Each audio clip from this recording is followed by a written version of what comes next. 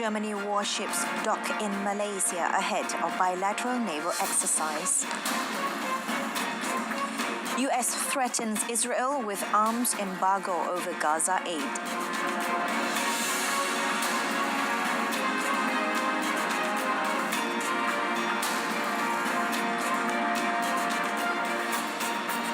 Good afternoon and salam Malaysia Madani. This is World Today and I'm Renee Fong.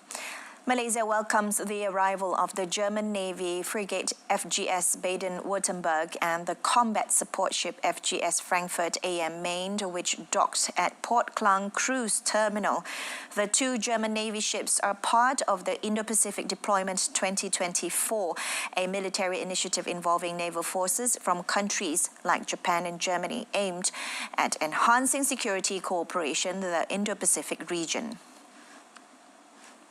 The ships have been navigating the Pacific and Indian Ocean since June, showcasing Germany's naval capabilities and commitment to maritime security. During a press tour on board the Baden-Württemberg, the German ambassador to Malaysia, Dr. Peter Blomeyer, highlighted the strong economic engagement between Malaysia and Germany, with over 700 German companies operating in Malaysia. Dr. Peter Blomeyer reaffirmed Germany's commitment to peace and security in the Indo-Pacific region, as he underscored Germany's dedication to maintaining the rule of law in international waters. During their voyage, the ships will conduct a passing exercise with Royal Malaysian Navy assets based in Lumut, Perak. This bilateral naval exercise aims to strengthen interoperability and the camaraderie between the two navies. The United States has warned Israel that it could withhold some of its billions of dollars in military assistance unless it improves aid delivery to the war-battered Gaza Strip within 30 days. The warning comes a year into the Israel-Hamas war, in which President Joe Biden has repeatedly pleaded with Israel to spare Palestinian civilians, though he has only once made good on a promise to stop weapons shipment. In a letter, Secretary of State Antony Blinken and Defense Secretary Lloyd Austin made clear to the government of Israel that changes are necessary to ensure the increase of humanitarian aid into Gaza. What we have seen over the past few months is that the level of humanitarian assistance has not been sustained. In fact, it has fallen by over 50% from where it was at its peak. So the Secretary, along with Secretary Austin, thought it was appropriate to make clear to the government of Israel that there are changes that they need to make again to see that the level of assistance making it into Gaza comes back up from the very, very low levels that it is at today. The letter pointed to U.S. law requiring that recipients of U.S. military assistance do not arbitrarily deny or impede provisioning of U.S. humanitarian assistance. In the letter, Blinken and Austin urged Israel to let at least 350 trucks of aid enter per day, to open a fifth crossing into Gaza, and to rescind evacuation orders to Palestinians when there is no operational need. In a related development, the Gaza Strip remains in a state of constant peak emergency as aid groups continue to face severe challenges in delivering assistance after more than a year of war. Head of the World Food Programme in the occupied Palestinian territories, Antoine Renard, said every day is a struggle to make sure that the agency can provide its assistance. Israel has been intensifying operations in the north of the besieged Palestinian territory, where the UN has warned hundreds of thousands of people are trapped. Renard said people in the north of Gaza are relying solely on assistance. He added the residents practically have no access to fresh food, just staples provided by UN Agency for Palestinian Refugees and World Food Programme. He noted that most residents have survived so far on tinned food, a situation he described as unsustainable. There are no commercial goods getting to the north of Gaza. They only rely on humanitarian assistance. Since the 1st of October, none of our food managed to actually get in. None. The only commodity that we managed to get in was actually our fuel that went from south to north. He further explained that the agency is facing issues with crossings and always needs to ensure its assistance is not bombed amid the fighting. Meanwhile, Gaza's emergency personnel were retrieving bodies of Palestinians killed in Jabalia as the Israeli military continued to encircle northern Gaza.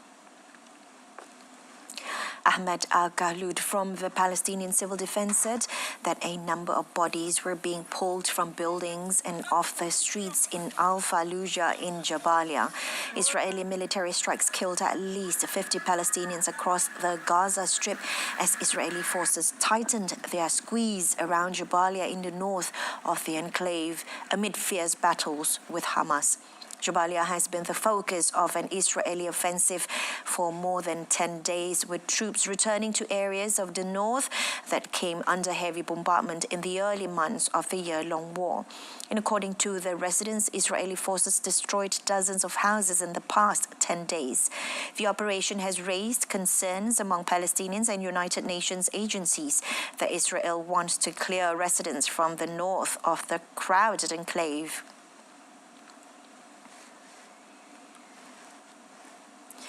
Over to Russia and China, where they held substantive defense and military talks to bolster ties as Moscow and Beijing cement a no-limits partnership and step up criticism of U.S. efforts to extend its influence in Asia. Defense Minister Andrei Belousov said he met with a China Central Military Commission Vice Chairman Zhang Yuxia. China's defense ministry said after the meeting that both sides hope to deepen and expand military relations and maintain high-level exchanges. Belousov's visit to Beijing took place as China's military vowed to take further action against Taiwan if needed, after staging a day of war games it said were a warning to separatist acts and which drew condemnation from the Taiwanese and U.S. governments. China and U.S. declared a no-limits partnership in February 2022 when President Vladimir Putin visited Beijing less than 3 weeks before his forces launched a full-scale invasion of Ukraine. In May this year, Putin and China's Xi Jinping pledged a new era of partnership between the two most powerful rivals of the United States. North Korea blew up sections of inter-Korean roads and rail lines on its side of the heavily fortified border between the two Koreas. In a video provided by South Korean military, explosions were seen at roads at the inter-Korean borders, while North Korean soldiers and trucks were seen mobilized to the site. In response, South Korea's military fired warning shots south of the military demarcation line dividing the neighbors. Though the explosions had not caused any damage on Seoul's side of the border, the explosions came after Pyongyang pledged last week to completely cut off the inter-Korean roads and railways and further fortify the areas on its side of the border. Seoul denounced North Korea's destruction of inter-Korean roads, labeling the move very abnormal and strongly condemning the action. The South had ramped up surveillance and readiness after the incident.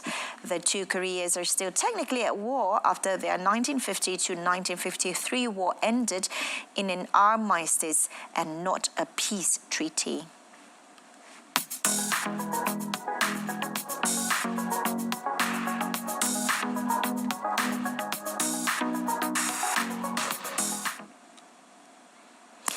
Now into ASEAN, the Thailand government is preparing a series of economic stimulus measures aimed at long-term economic recovery. This includes a 20 baht flat rate for electronic mass railways, as well as expanded flood relief and tax relief initiatives. Prime Minister Paetongtarn Shinawatra said the proposed measures are designed to alleviate the financial burden on citizens while promoting sustainable economic growth. Among these initiatives is the 20 baht flat rate fare for the country's mass railway system, which is currently under review by the Ministry of Transport and the Ministry of Finance.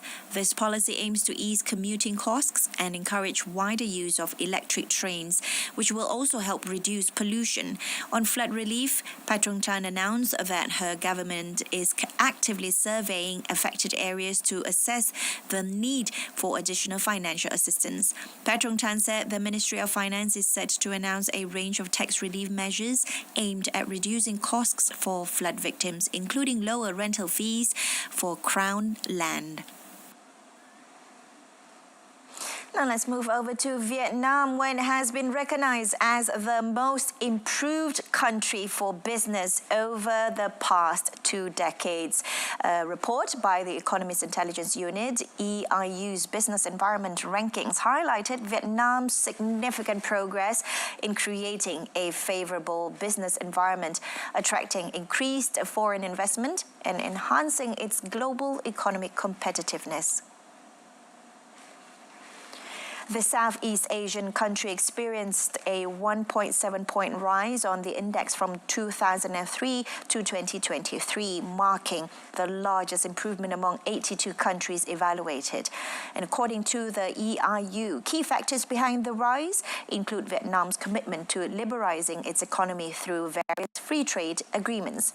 Priyanti Roy, country forecast manager and Europe analyst at the EIU, said in the coming 5 years, Vietnam's business environment will continue to outpace regional competitors such as Indonesia and Thailand. This is largely due to Vietnam's competitive labor costs, extensive trade deals, and growing market opportunities. Although Vietnam had improved in terms of trade policy and investment in human capital, cumbersome bureaucratic procedures and administrative hurdles remain in hindering business operations. The Philippines Bureau of Fisheries and Aquatic Resources said a Chinese maritime militia boat deliberately sideswiped one of its 2 vessels that were conducting a routine maritime patrol in the vicinity of T2 Island in the South China Sea. In a video released by the Bureau, the Chinese vessel was seen approaching and bumping into the side of the Philippine vessel, which the Bureau said had sustained dents in its starboard bow. The Bureau added that prior to the side swipe, the Chinese vessel conducted dangerous maneuvers and tried to block the path of the Philippine vessel. China and the Philippines have been at loggerheads over a succession of confrontations near disputed features in the South China Sea, with Manila accusing China's Coast Guard of aggression and Beijing furious over what it calls repeated provocations and territorial incursions. Fighters from a Myanmar ethnic armed group have seized another town on a strategic highway to China in the latest setback for the embattled junta. Northern Shan State has been rocked by fighting since June, when an alliance of ethnic armed groups renewed an offensive against the military along the highway to China's Yunnan province. The Tang National Liberation Army captured the last remaining military base in the town of Hispao after weeks of fighting. Hispao is normally home to around 20,000 people and sits on a highway from Myanmar's second city, Mandalay, to the China border, along which hundreds of millions of dollars of trade travels annually. Locals are currently allowed to enter and leave the town, but many have yet to return. The Tang National Liberation Army is a member of the Three Brotherhood Alliance, which includes the Arakan Army and the Myanmar National Democratic Alliance Army. The alliance launched an offensive across northern Shan State last October, seizing swaths of territory and dealing the military its biggest blow since it seized power in 2021.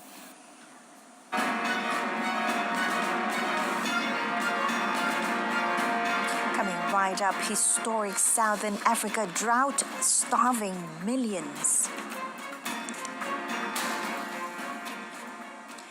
Millions of people across southern Africa are going hungry because of a historic drought that risks causing a full-scale humanitarian catastrophe.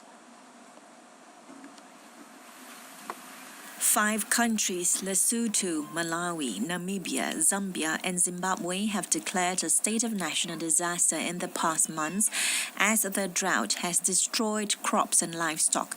The UN's World Food Programme said Angola and Mozambique are also severely affected. It warned that the crisis is expected to deepen until the next harvests due in March or April next year. The United Nations World Food Programme is today calling for urgent assistance to prevent a widespread drought triggered by the El Niño phenomenon from deepening into a full-scale humanitarian catastrophe. A historic drought, the worst food crisis yet, has devastated more than 27 million lives across the region. Some 21 million children in Southern Africa are malnourished. The World Food Programme is distributing food and supporting relief programs, but has only received 1/5 of the $369 million it requires. The drought has been triggered by the recurring El Niño weather phenomenon, which leads to dry conditions in some regions of the world and excessive rain in others. Saudi Arabian Crown Prince Mohammed bin Salman visited Cairo to discuss trade and investment as well as the ongoing conflicts in West Asia with Egypt's President Abdel Fattah al-Sisi. The visit came amid speculation about potential Saudi investments in Egypt, which has received a major influx of internal financing this year, including a record $35 billion deal with UAE Sovereign Fund ADQ. The Crown Prince made his last official visit to Egypt in 2022. Saudi Arabia, which has provided financial support to Sisi's Egypt in the past, later indicated it was shifting towards investing rather than providing direct aid to allies. Egypt's Prime Minister said last month that Saudi Arabia was planning to invest $5 billion in Egypt, independently from funds the Gulf state has deposited in the Egyptian Central Bank. Possible targets of investment include 2 sites for tourism developments on Egypt's Red Sea coast and in the south of its Sinai Peninsula, both of which are opposite Saudi Arabia. Egypt has been seeking large-scale investments as it tried to overcome a long-running economic crisis that led to record inflation, a rising debt burden, and sharp currency devaluations over the past 2 years. India's Foreign Minister Subramaniam Jaishankar is in Pakistan for a meeting of governments of the Shanghai Cooperation Organization, SCO. Both sides have said no bilateral talks are planned, and Jaishankar's visit would strictly follow the SCO schedule. It has been nearly a decade since a foreign minister from India has visited Pakistan amid frosty relations between the 2 nuclear powers. The last time an Indian foreign minister visited Pakistan was in 2015 when Sushma Swaraj attended a conference on Afghanistan. Pakistani Prime Minister Shehbaz Sharif and Jaishankar shook hands and had a brief exchange while Sharif was welcoming SCO leaders to a dinner he was hosting ahead of the conference today. The SCO comprises China, India, Russia, Pakistan, Iran, Kazakhstan, Kyrgyzstan, Tajikistan, Uzbekistan, and Belarus. A further 16 countries are affiliated as observers or dialogue partners.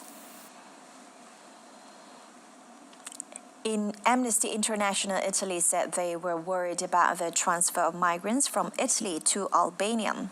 Italy is transporting a first group of migrants to Albania aboard a Navy ship, activating a controversial plan to process thousands of asylum seekers abroad. A first group of 16 migrants is headed to Albania aboard the Libra as Italian Prime Minister Giorgia Meloni's controversial plan to use a centre outside of the European Union's borders to consider their eligibility to enter Italy comes into force. The first group of migrants, comprising 10 Bangladeshis and 6 Egyptians, was picked up at sea on Sunday. Well over 1 million migrants have reached Italy by boat over the past 12 years. The vast majority quickly abscond from reception centres dotted around the country and either seek work in Italy or more normally head to wealthier northern Europe. The centres will be operated under Italian law with Italian security and staff. Meloni's government hopes the threat of detention in secure facilities in Albania will serve as a deterrent for would-be migrants.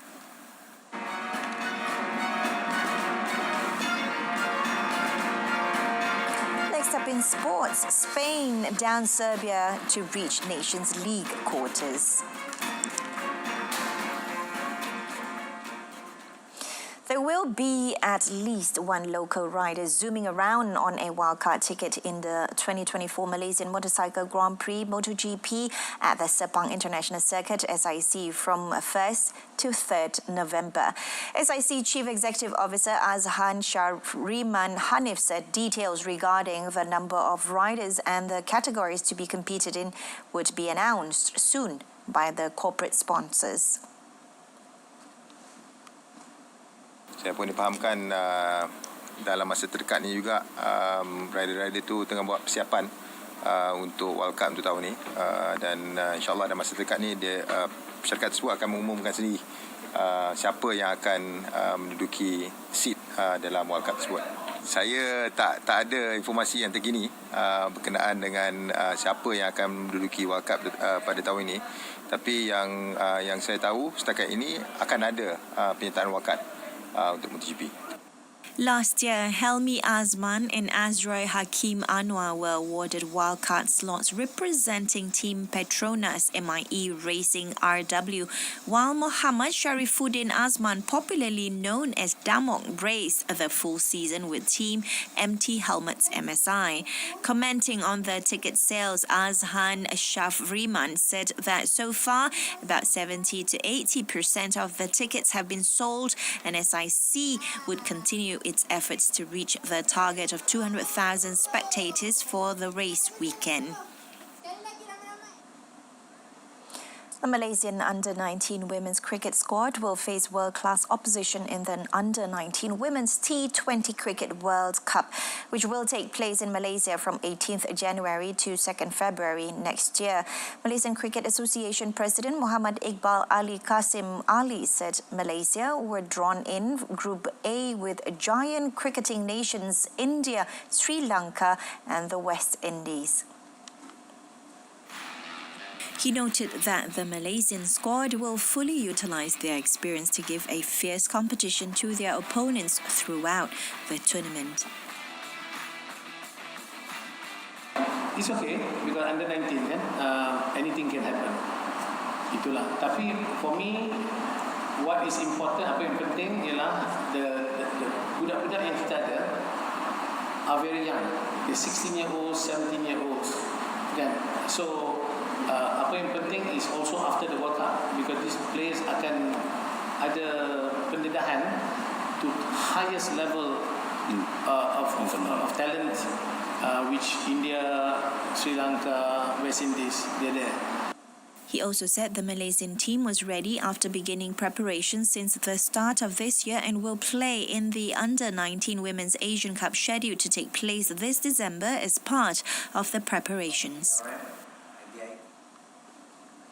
Now let's move on to football. European champion Spain claimed a place in the Nations League quarterfinals with a 3-0 home win over Serbia, thanks to goals by Aymeric Laporte, Alvaro Morata and Alex Baena.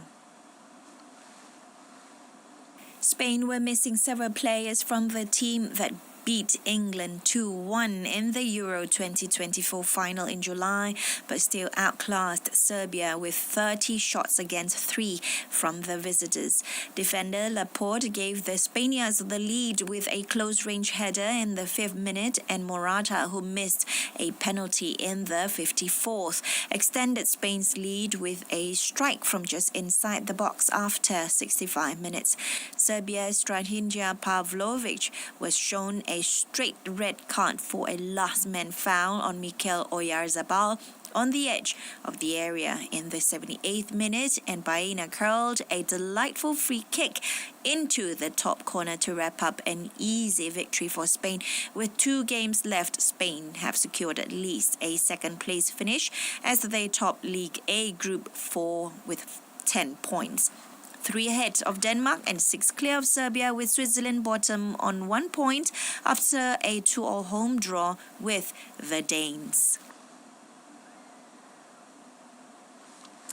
In another match, Portugal all but sealed a berth in the Nations League quarter-finals with a goalless draw away to Scotland. The first points Roberto Martinez's side have dropped in their 4 games.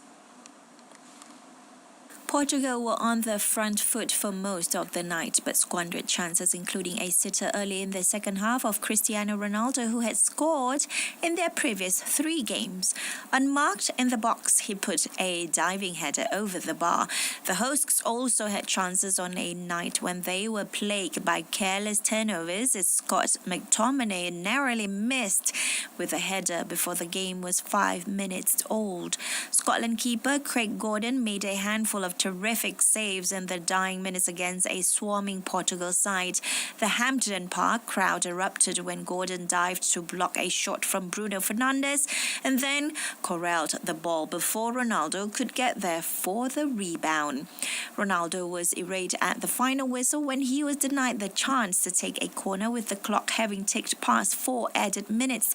The Portuguese remain top of League A Group 1 with 10 points, 3 ahead of Croatia, while the Scots are bottom on 1 point. The third place Poles have 4 points, with the top 2 in the group moving into the last 8. Former Chelsea head coach Thomas Tuchel has signed a contract to become the new England manager. The German is set to become the 3rd foreign manager to take charge of the England men's team after Sweden's Sven-Göran Eriksson and Italian Fabio Capello. Tuchel, who led Chelsea to the Champions League title in 2021, will replace interim boss Lee Carsley 3 months after Gareth Southgate resigned following England's defeat by Spain in the European Championship final in July. The 51-year-old Tuchel has been out of work since leaving Bayern Munich at the end of last season after the German Giants finished 3rd in the Bundesliga, behind Bayer Leverkusen and VfB Stuttgart. Tuchel built his reputation as a forward-thinking tactician in the Bundesliga after taking over from Jurgen Klopp at Mainz 05 in 2009. When Klopp left Borussia Dortmund at the end of the 2014-2015 campaign, Tuchel also replaced him there, leading the team to German Cup success in 2017. He joined Paris Saint-Germain the following year, replacing Unai Emery and winning back-to-back French league titles. Taking over the England national team represents a new challenge for the German, who will be tasked with delivering a first major trophy since England won the World Cup on home soil in 1966. And that wraps up today's World Today. In our top story, Germany warships dock in Malaysia ahead of bilateral naval exercise. And tune in to Malaysia Tonight, coming up at 8:30 p.m. on TV1 in saluran Berita RTM. From the river to the sea, Palestine will be free. I'm Renee Fong. Thanks for watching. Have a pleasant afternoon.